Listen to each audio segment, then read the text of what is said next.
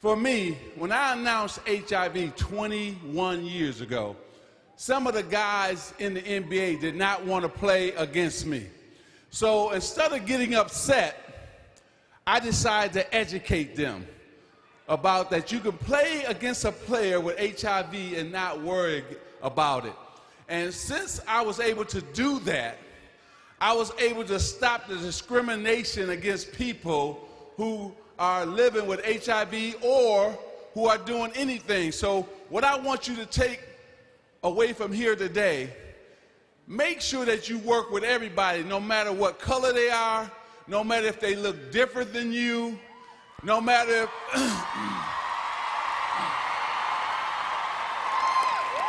because discrimination is not cool. That's not a cool thing, okay? Can we do that?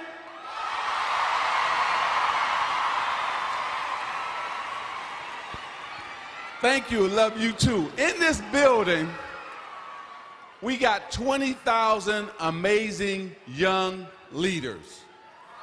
20,000 amazing young leaders. And when you're a leader and you see somebody getting bullied or mistreated, a leader steps in and stops that. And they defend that person who was getting bullied. That's important that you take this away today. Let's stop the bullying and let's hug and support people and high-five them instead of bringing them down. Very important.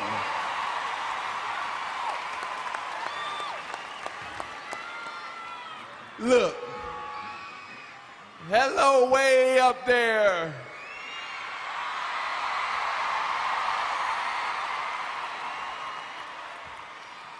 We are so blessed that you're gonna get to affect change in somebody else's life. That's the coolest thing, when you can affect change and you can change somebody and make them better. When I played basketball for the Lakers, I tried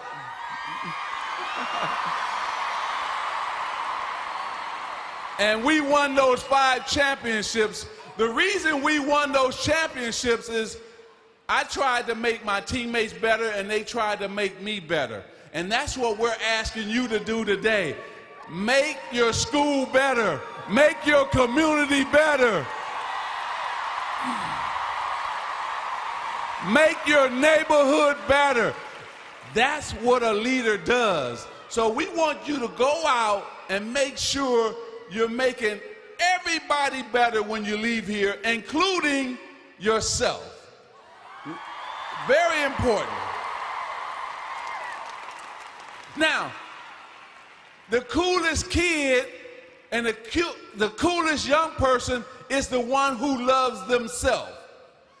Not what kind of clothes you wear, not what kind of sneakers you got on, or how much you pay for the clothes or the sneakers.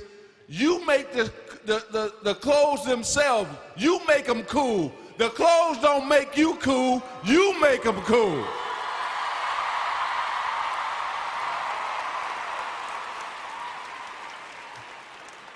And then make sure that you get a lot of life lessons, not just a lesson in terms of in school, but also the lessons outside of school. Because young people who make the best grades, but also have great common sense, are the ones who are well-rounded, and that's what you are here, well-rounded. Then, and the thing that I want you to do from here today is start a club within your school or your community. The best young people I know are the ones who are giving back to somebody who is less fortunate than yourself. That's what We Day is all about. That's what Feed the Children are all about. We make life better for those who are less fortunate than ourselves. Can you do that, Vancouver?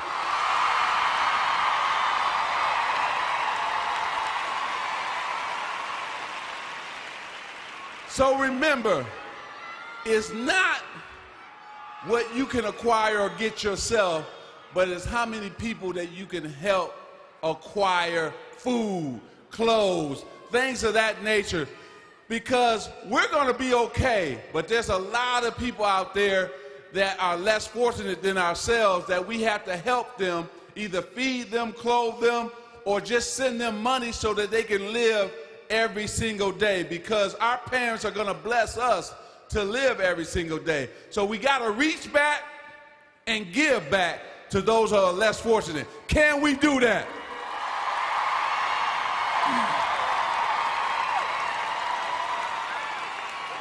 All right, Vancouver, you're going to send me out on the right way. Everybody on their feet. Get up, get up, get up.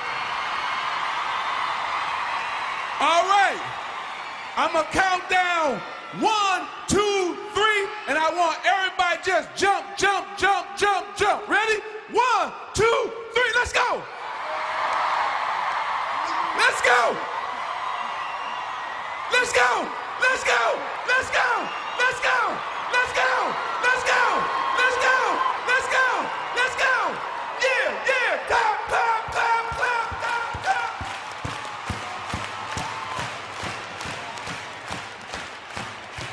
Yeah, we see this all around the world. Come on.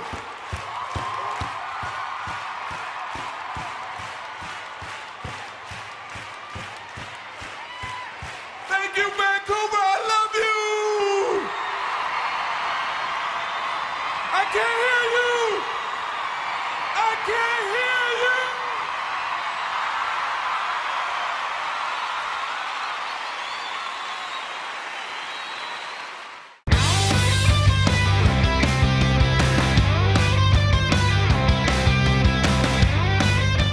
YPO, WPO, a standing ovation for the Magic Man? Wow.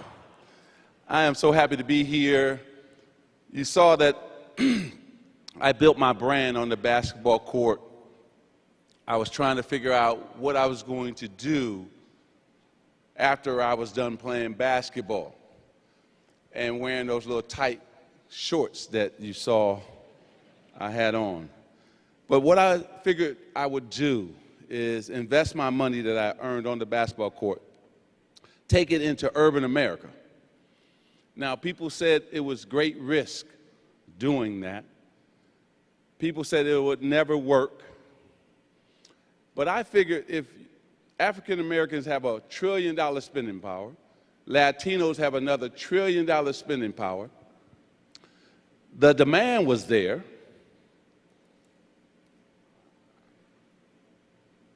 the income was there, so I said, that would be a great investment for me to make, because also there was no competition.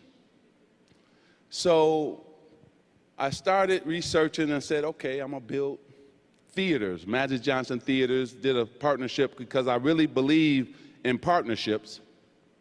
And I went to Sony and said, look, we should build movie theaters, because at that time, minorities were the #1 group of people going to movies, but there was no theaters in our community.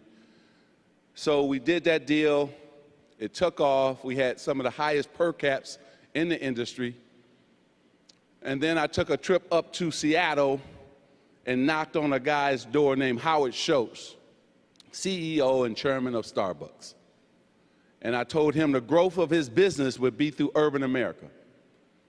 And I said, you have one on every corner in suburban America, but black folks, we drink coffee too.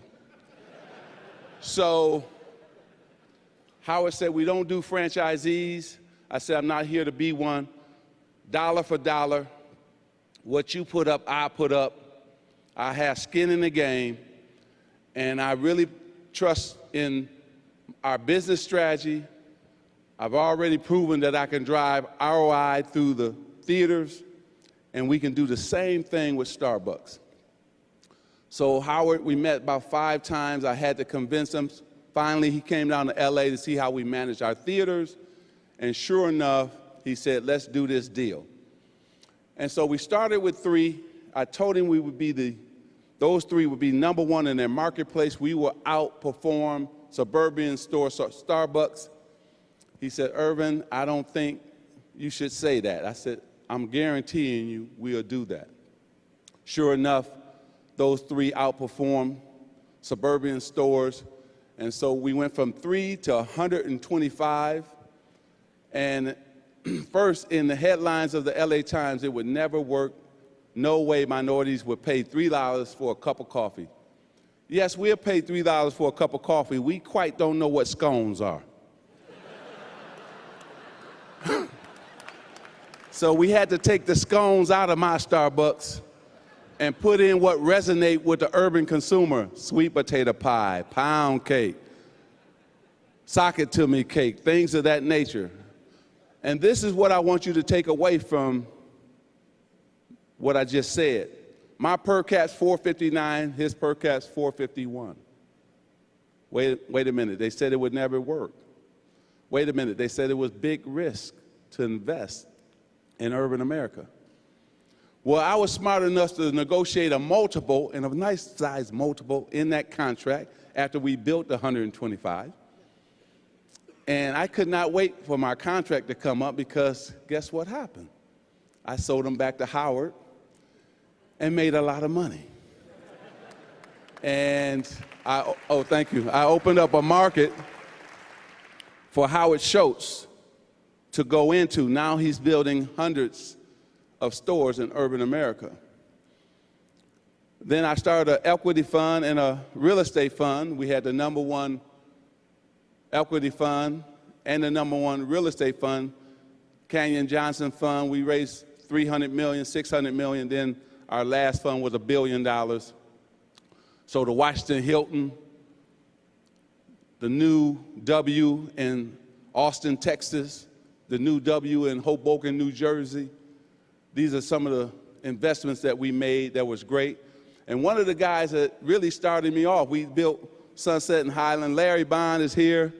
We did we actually jump-started all that redevelopment right here in Hollywood. Larry, stand on up. I owe you a lot of credit. We invested together and made a lot of money, and really appreciate that. So for me, when I look at deals, it's about, okay, is it going to cash flow? What's the history of the performance of the asset? Who's managing that asset? Are they good? Are they great? Or are they poor? Because, that's going to really drive that performance of the asset. So if we take it over, maybe we got to get them out of there. So I'm vetting every deal, making sure the next 5 years that asset can really perform very well. So then, after both my funds have performed very well, I sold the Lakers, which Dr. Buss let me invest. He said, Irvin, if you write a $10 million check, I'll let you into the Lakers. And at that time, the Lakers were moving up strong. I said, oh, yes, I'll write the check. And sure enough, what a great investment. So I exited the Lakers and Starbucks at the same time. And who would have ever thought the Dodgers would be for sale? Man.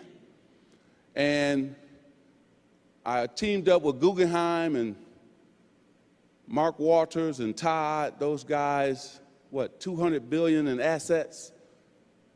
And we formed a great team, and we went in and bought the Dodgers for $2 billion, and everybody said they're the stupidest businessmen on the face of the earth for paying $2 billion for the Dodgers, until our TV deal just came out at $8 billion. They said, oh, they're the smartest guys.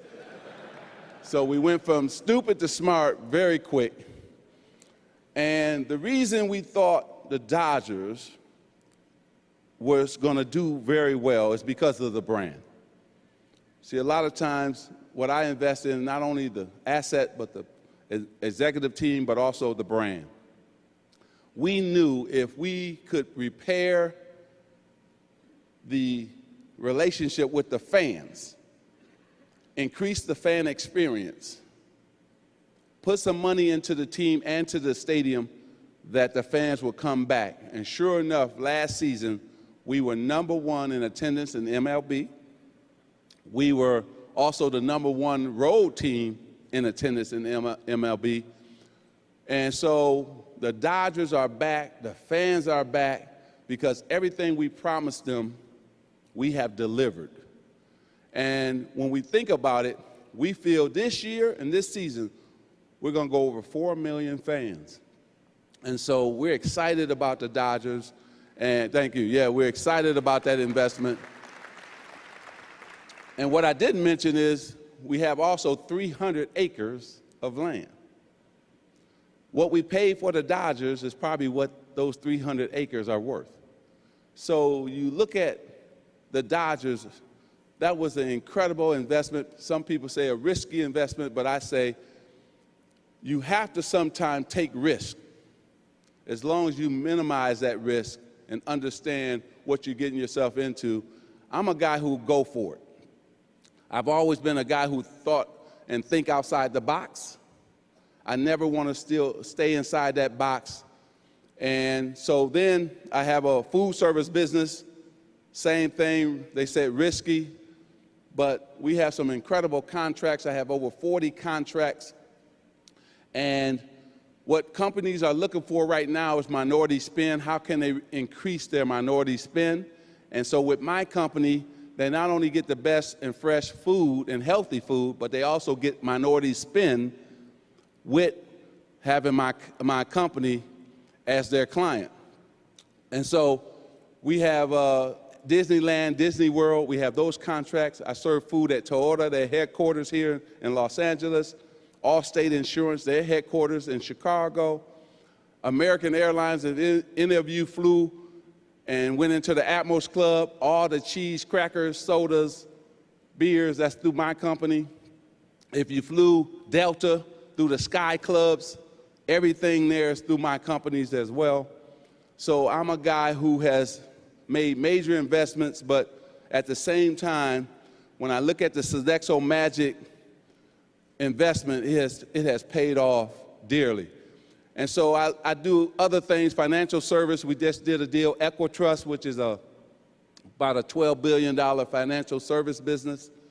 And again, doing very well. So I feel you can do good and do well at the same time, because also the Magic Johnson Foundation, we give back to the community. We have 150 students on scholarship through the Magic Johnson Foundation. We have technology centers in those same urban communities. And then last but not least, for all you investors out there, how do you make your business about the community? Because yes, you want a footprint that's nationwide, but also too, my footprint is nationwide, but it's also, I build it community by community. And that's why I've been successful. I learned that from Howard Schultz, because he said, Irvin, yes, I have 10,000 stores, but they're all fit that community that they're in.